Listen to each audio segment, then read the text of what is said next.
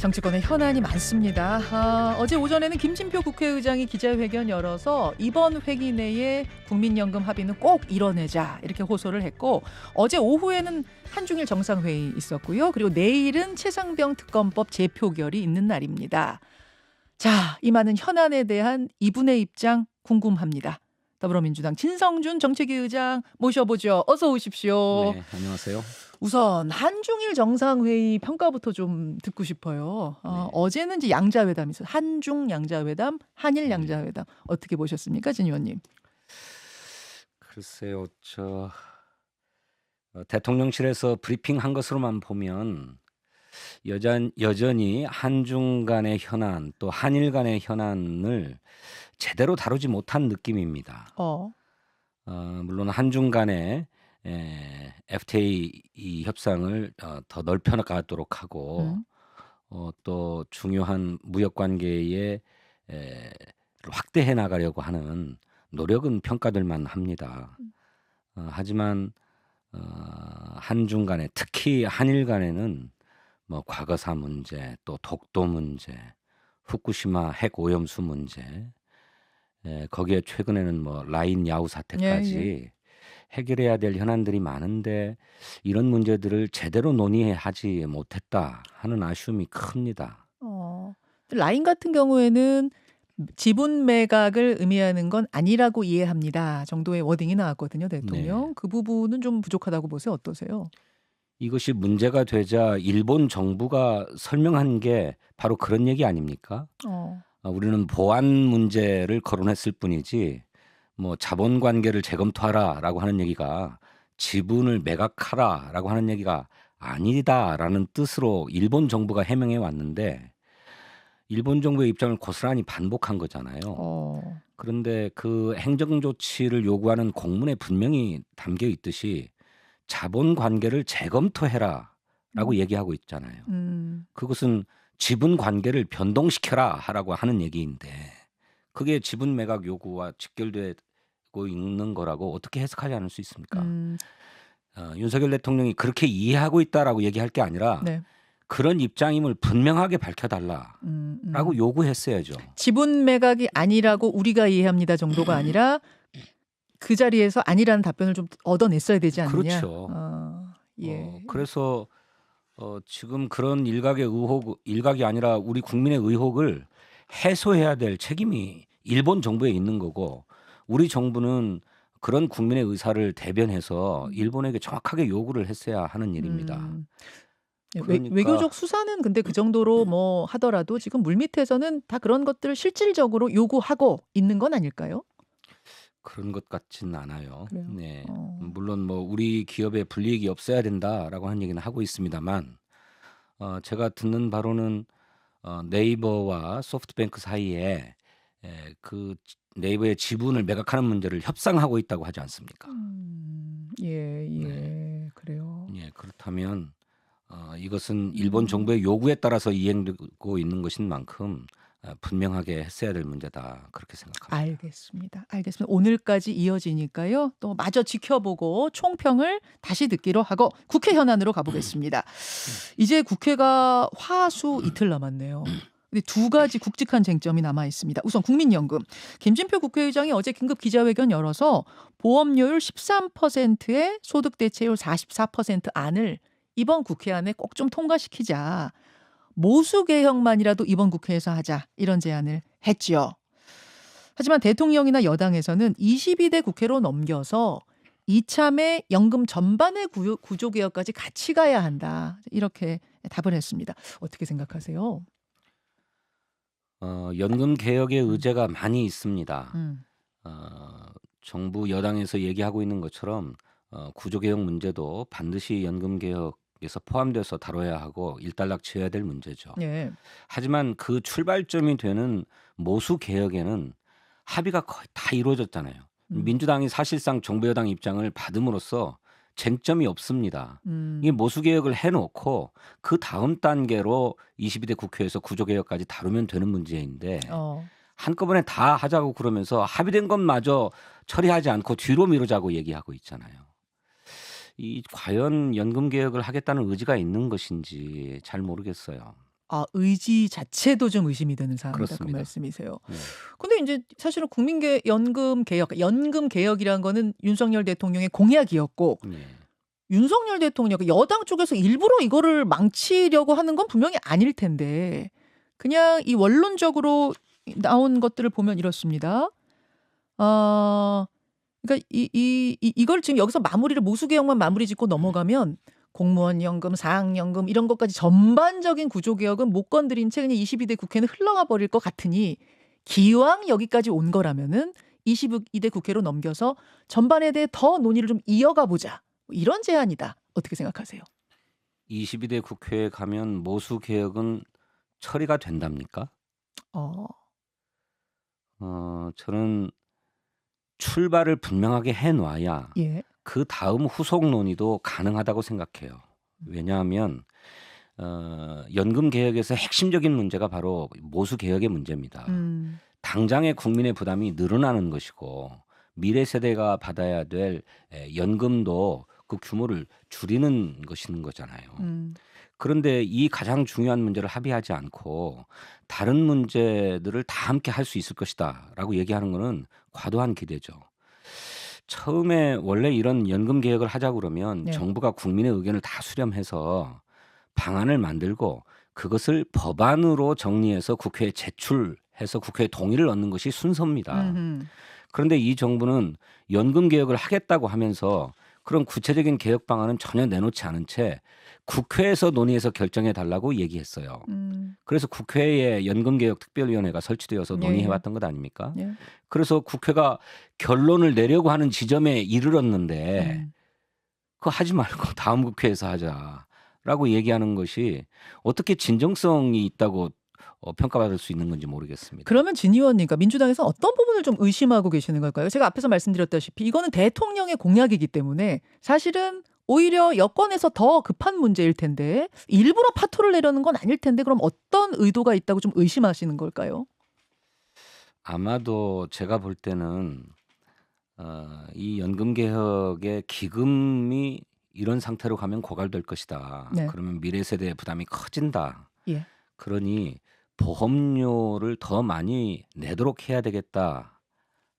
라고 하는 것이 정부 여당의 목표이자 의도였던 것 같아요. 13% 인상보다 더라고 더 올릴 수 있으면 좋겠지만 보험료율은 인상하고 예. 나중에 연금으로 돌려받게 되는 소득 대체율은 예. 현행대로 두거나 더 줄이고 싶었던 게 아니냐 싶어요. 지금 국민의힘이 내놓은 안보다 사실 속마음은 더였을 것이다? 네네. 그런데 국회 논의 과정에서 예. 충분한 학습을 통해서 국민의 대표가 결론을 낸 것을 보니까 예. 보험료도 많이 내야 되지만 노후의 소득이 문제이기도 하니까 연금의 본래적 의미처럼 노후 소득도 좀 보장돼야 된다 해가지고 오히려 13% 보험료를 올리도록 하고 예. 소득 대체율은 현행 40%에서 50%까지 올려야 된다라고 하는 것이 다수 의견이었지 않습니까? 공론화위에서 나눈 결론 말씀하시는 그렇습니다. 거죠? 예. 그러니까 이것이 오랜 학습의 결과로 그런 결과가 나온 것이기 때문에 정부 여당이 목표로 했던 것하고는 전혀 반대되는 결론이 나왔다는 거죠. 그래서 이거를 수용하지 못하겠다고 하는 것 같습니다. 물론 그대로만 하면 어렵기 때문에 그 후에 공론조사 결과를 존중하면서도 논의를 하면서 그 절반 정도인 45% 소득 대체율의 의견 접근이 이루어졌던 거거든요. 그런데 이마저도 수용하지 못하겠다라고 하는 것을 보면 이보다 훨씬 내려가야 된다라고 하는 의도가 그 안에 있는 것이다. 저는 그렇게 생각합니다. 사실은 이제 유승민 전 의원은 원래 대통령이나 뭐 여당 주류 의견과 좀 반대되는 쓴소리도 많이 했던 분인데 유승민 전 의원도 그런 말씀하시더라고요. 지금 이 13에 44로 가면 7년 더 버틸 수 있다. 7년 더 버티는 걸로 합의하는 것보다는 구조개혁을 좀 더 크게 기한에 얽매이지 말고 하는 게 낫지 않겠느냐. 이런 말씀하시던데 그건 7년이라는 것에 대해서는 어떻게 보세요? 그러니까 그 말씀은 예.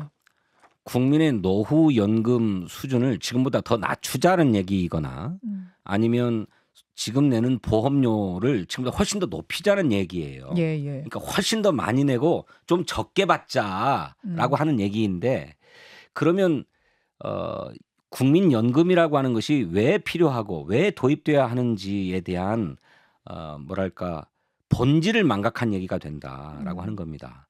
국민연금이 왜 도입되었습니까? 은퇴 이후에 노후에 최소한의 소득을 보장함으로써 노후를 뭐 어렵지 않게 네네. 하겠다라고 하는 데서 출발하는 것 아닙니까? 예. 그런데 자꾸 재정 안정론, 뭐 재정 안정 굉장히 중요한 얘기입니다만 이것이 지상 가치인 것처럼 얘기하면 아니 뭐하러 연금을 도입합니까? 그러면 7년 더 버틸 거라는 거에도 동의하진 않으세요? 이거 개혁하고 나면 더 갈 수는 있습니까? 아니 어떻게 설계하느냐에 따라서 예. 뭐 이른바 연금 고갈 시점을 더 연장할 수도 있지요. 그런데 이 연금 기금이 고갈된다고 해서 국민에게 연금이 지급되지 못하는 게 아니에요.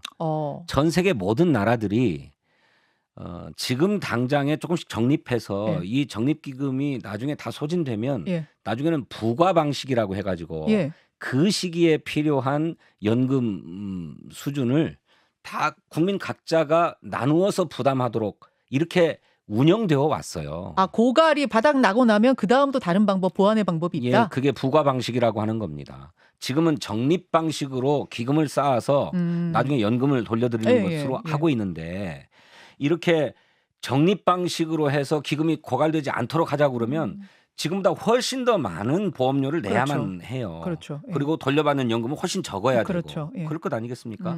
근데 그러면 이게 연금을 도입하는 의미가 있는가? 아, 그러면은 민주당은 이번에는 뭐 부과 방식까지 논의되진 않았지만 그것까지도 지금 고려하면서 일단은 소득 대체율 44, 45 정도는 유지해야 된다. 뭐 이런 네, 입장. 그렇죠. 그거는 알겠습니다. 필수적인 것입니다. 알겠습니다. 예. 21대 국회에서 지금 화수안에 통과될 분위기는 아니죠. 아니면 뭐 가능성 아직도 보고 계십니까? 국민의힘과 또 대통령실이 저렇게 완강하게 22대 국회로 넘기자라고 하는 입장이기 때문에 아마도 21대 국회에서 연금 개혁 그중에 핵심인 모수 개혁을 합의하고 처리하고 가기는 어려울 것으로 보입니다. 아, 알겠습니다. 22대 국회에서 여야정 협의체 같은 걸 좀 구성해서 계속 논의하자. 여긴 동의하십니까? 이번에 못하면 22대에서라도 해야죠. 네, 해야 되는데 그때는 정부가 더 책임 있는 자세로 나와야 할 것입니다. 알겠습니다. 민주당 진성준 정책위 의장 만나고 있습니다. 아, 그런가 하면 당장 이제 내일 최상병 특검법 재표결이 진행이 되는데 근데 국민의힘 성일종 사무총장이 어제 이런 발언을 했습니다. 대통령 입장에서 문제가 있다고 판단될 때 경로하면 안 되는 것인가? 경로한 게 죄가 되나? 최상병 사건 당시 수색을 위해 물속으로 들어가 작전하고 죽을 고비를 넘기고 살아 돌아온 사람들 8명을 기소 의견으로 낸 게 맞느냐는 이야기를 윤 대통령은 한 거다. 국군 통수권자로서 당연히 할 수 있는 이야기 아닌가? 요 발언이 지난주에 뭐 신동욱 당선인도 그렇고 몇 명 발언이 나왔습니다. 이 부분 어떻게 보시나요? 경로는 했다는 거군요. 이 말대로라면 그렇죠. 경로하고 대통령이 수사 결과에 직접 개입한 것 아닙니까? 그렇다면 수사는 그 어떤 기관으로부터도 독립적으로 이루어져야 합니다. 그런데 대통령이 경로해서 수사에 개입한 것이 응당 있을 수 있는 일인 것처럼 그것이 무슨 잘못이냐라고 얘기하는 것은 우리 법 체계를 근본적으로 무시하고 부정하는 발언이죠. 그 책임을 져야 할 것입니다. 바로 우리 국민들이 그 점을 지적하고 있는 것입니다. 대통령이 왜 그런 무모한 작전을 지시한 책임을 지휘관에게 물어야 된다라고 하는 일선 수사기관의 의견을 자기의 생각으로 다 되돌리려 했는가, 번복하려 했는가? 이거 대통령의 직권남용 아닌가? 또 우리 수사 체계를 근본적으로 부정하는 것 아닌가? 국민들은 이 점을 지적하고 있는 겁니다. 직권남용이다. 오히려 직권남용을 뭐 자백한 것이다. 민주당은 그렇게 본다고 어제 입장 내셨더라고요. 그럴 수밖에 없는 것 아니겠습니까? 자백한 것이다. 이제 성일종 의원은 이렇게 말씀하시더라고요. 본인의 생각하고 맞지 않는 부분에 대해서 의견을 표시한 거고 그 군 조사단은 수사기관이 아니라 조사를 해서 경찰로 넘기는 곳이다. 그러니까 사전 조사를 하는 단계였다. 따라서 직권남용 이런 주장은 잘못된 것이다. 어떻게 보십니까? 아니 그러니까요. 그렇게 1차 조사를 한 해병대 수사단이 조사 결과를 경찰에 그대로 이첩해서 경찰이 그것에 바탕해서 철저하게 수사를 할 것 아닙니까? 그래서 책임이 있고 없을을 가리면 되는 문제였습니다. 그런데 수사에 들어가기도 전에 해병대 수사단의 조사 결과를 번복시키려 했잖아요. 이게 사건 책임을 축소하고 은폐하려고 하는 것과 무엇이 다릅니까? 개입이다 그 말씀이신 거군요. 그렇습니다. 의견 제시다라는 게 이제 국민의 입장인데 이건 의견 제시를 넘어서는 것이다. 아니 의견 제시에 불과했으면 예. 왜 대통령실 뭐 비서관이니 국방부 장관이니 차관이니 모두가 나서서 수사 결과를 뒤집으려고 하고 수사 기록을 다시 회수해 오고 이런 짓을 벌입니까? 그러니까 대통령의 의견 제시는 의견 제시를 할지라도 그 다른 사람들이 보기엔 참모들이 보기엔 이것은 개입이고 압박이고 상당히 중하게 받아들였을 거다 뭐 이렇게 보시는 것 같아요. 의견 제시뿐만 아니라 그것을 대통령의 방침이자 지시로 이해할 수밖에 없기 때문에 그런 것 아닙니까? 그리고 대통령은 그런 의견을 제시한다고 하더라도 신중해야 하는 거죠. 알겠습니다. 내일 표결은 그러면은 국민의힘 의원들 얼마나 좀 이탈할 걸로 보세요? 최재형 의원이 주말 사이에 한 명 더 찬성 의사를 밝혀서 이제 총 공개적으로 4명이 됐거든요. 네, 뭐 그거야 어찌 알겠습니까마는 그렇게 본회의가 다가올수록 이른바 양심 선언을 하고 나선 의원들이 속출하고 있는 것으로 보면 내심으로 갈등하고 있는 분들이 굉장히 많은 것 같다. 이렇게 짐작하죠. 그래서 저희들은 가능성이 높다고는 할 수 없지만 최혜병 특검법이 통과될 가능성도 있다. 이렇게 기대하고 있습니다. 17명이면 사실은 적지 않은 숫자인데 주말 사이에도 좀 접촉을 해보셨죠? 설득도 개별적으로 좀 의원들이 하고 계시는 걸로 알고 있고. 네, 뭐 그 양심에 따라서 소신껏 투표하자라고 하는 의견을 뭐 개별적으로 뭐 친한 의원들에게는 의원들이 권하기도 하고 접촉하고 있는 것으로 알고 있습니다. 가능성이 있었으면 좋겠다가 아니라 실제로 가능성이 있다고 판단하고 계세요? 현실성? 아니 정말 어느 모로 보나 성일종 사무총장이 얘기했던 것처럼 대통령이 경로도 못하냐, 경로한 게 무슨 죄냐라고 하면 특검을 못 받을 이유는 또 뭐 있습니까? 이렇게 생각하는 분들도 있고 또 그런 게 아니라 하더라도 국가의 부름을 받아서 군에 복무하다가 지휘관의 잘못된 지휘로 목숨을 잃은 해병의 억울함, 그 죽음의 진상을 밝혀줘야 될 책임이 정치인에게 있는 게 아니냐라고 생각하는 분들도 있을 것입니다. 그러니 훨씬 더 많은 의원들이 지금 뭐 공개적으로 찬성이다 반대다 표명하지 않지만 자신의 양심에 따라서 표결로 나타내지 않을까 이렇게 생각합니다. 알겠습니다. 진성준 정책위 의장이 나오셨으니까 당에서 좀 뜨거워지고 있는 현안도 하나 여쭤야 될 것 같아요. 종부세 논란인데요. 처음에 포문을 연 건 박찬대 원내대표였습니다. 종부세 폐지에 대해서 검토해보자는 의견이었는데 주말에 고민정 최고위원도 긴 글을 올렸어요. 종부세 폐지를 놓고 치열하게 논의를 해야 된다. 이런 제안이고 누더기가 된 종부세를 지켜야 할 성형으로 생각해서는 안 된다. 이렇게 논쟁에 불을 붙였습니다. 진성준 정책위 의장은 어떤 입장이십니까? 뭐 당내에서 논의했기 때문에 나온 말씀들은 아니고 당신들이 평소에 느꼈던 문제를 뭐 개인적 견해를 말씀하신 것이다 이렇게 생각합니다. 그런데 이제 원내대표께서도 또 최고위원도 그런 생각을 가지고 계시니 당내에서 이 문제에 대한 논의는 불가피할 것으로 보여집니다. 그렇지만 당신들이 개인적으로 느끼는 것과 달리 종부세가 도입된 취지와 이유가 있는 것이고 그렇기 때문에 그런 본질을 훼손하지 않는 차원에서 불합리한 부분이 있다면 개선해 나갈 수 있을 것이다. 이렇게 생각합니다. 세금이라고 하는 것이 다 저마다 목적과 이유가 있는 것이고 그 합당한 근거들이 있는 것이죠. 그러니 당장의 이유 때문에 뭐 폐지하자거나 뭐 이럴 수는 없는 것이고 뭐 물론 필요하다면 그것까지를 포함해서 검토해야 되겠습니다만 저는 종부세 도입 목적과 취지가 분명하게 있고 그렇기 때문에 불합리한 점을 개선 보완해 나가면 되는 문제다 이렇게 생각하고 있습니다. 개인적인 의견, 뭐 지금은 다 개인적인 의견을 이야기하는 상황이니까요. 개인적으로는 종부세 폐지에 반대다 이 말씀이시군요. 저는 반대하고 있습니다. 예, 반드시 지켜야 할 성역으로만 생각하지 말아라. 여기에 대해서는 아니 물론 반드시 지켜야 될 성역이 어디 있겠습니까? 그 어떤 정책도 얼마든지 시대와 상황의 변화에 따라서는 유연하고 탄력적으로 검토돼야 된다고 생각해요. 다만 그것이 가지고 있는 가치와 지향까지 훼손돼서는 안 되겠죠. 상황을 당연히 봐서 항상 하는 것인데 지금 상황에서는 폐지를 할 단계는 아니라는 개인 입장. 예, 저는 그렇게 생각합니다. 그렇게 좀 분명하게 가지고 계시는군요.